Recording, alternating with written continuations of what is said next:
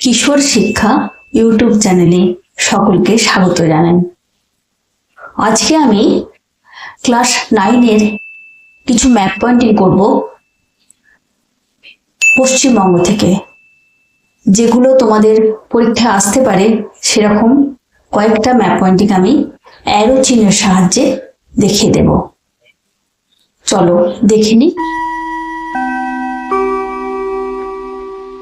যে ম্যাপ পয়েন্টিংগুলো করব সেগুলি হলো: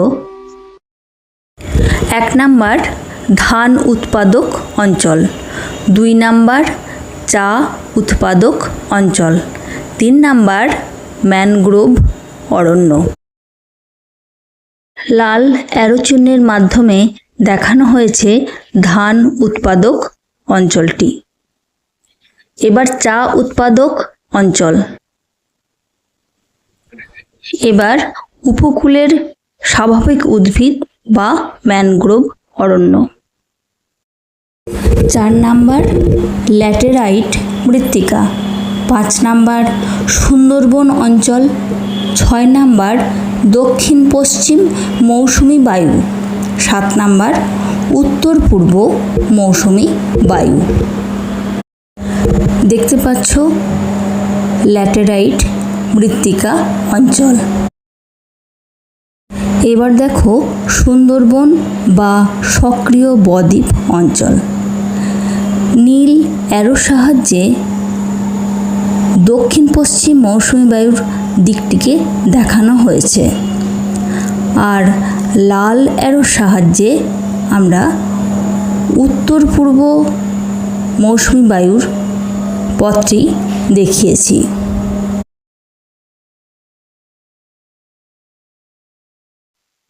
8 নাম্বারে করব সিদ্রাপং প্রাচীনতম জলবিদ্যুৎ কেন্দ্র, 9 নাম্বার কোলাঘাট বৃহত্তম তাপবিদ্যুৎ কেন্দ্র, 10 নাম্বার তিস্তা নদী, 11 নাম্বার গঙ্গা নদী, 12 number Farakka barrage, 13 number Bhagirathi Hooghly নদী, 14 নাম্বার দামোদর নদ, 15 নাম্বার দ্বারকেশ্বর নদ, 16 নাম্বার শিলাবতী নদী ও 17 নাম্বারে রূপনারায়ণ নদ।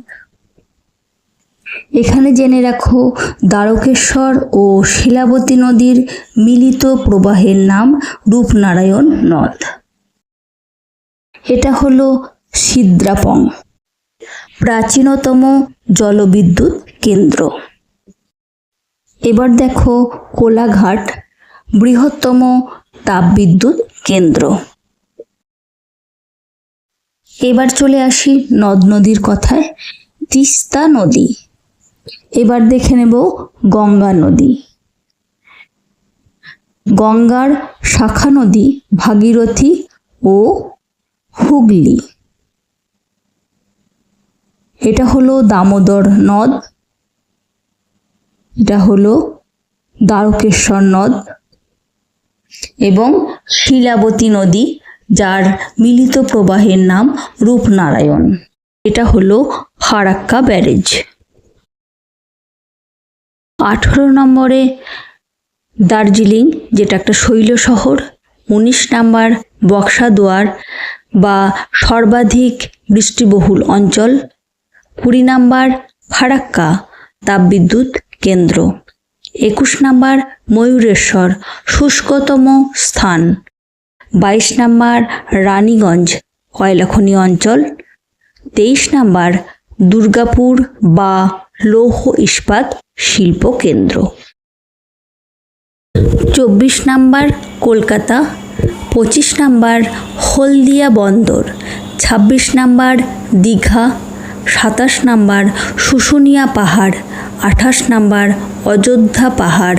29 শৃঙ্গ একটা গোর্গাপুরু। 30 নাম্বারে শৃঙ্গালীলা। এগুলো এবার ম্যাপে দেখে নেব।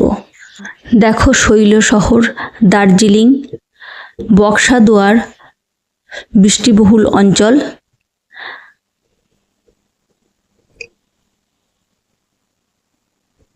ফারাক্কা তাপবিদ্যুৎ,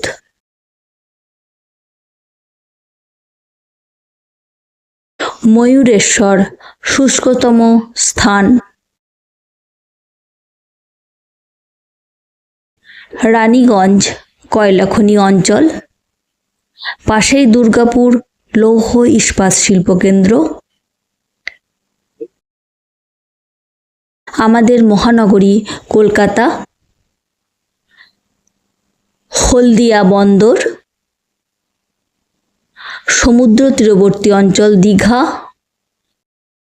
শুশুনিয়া পাহাড়, অযোধ্যা পাহাড়, শৃঙ্গ গোর্গাবুরু এবং শৃঙ্গালীলা। Thank you.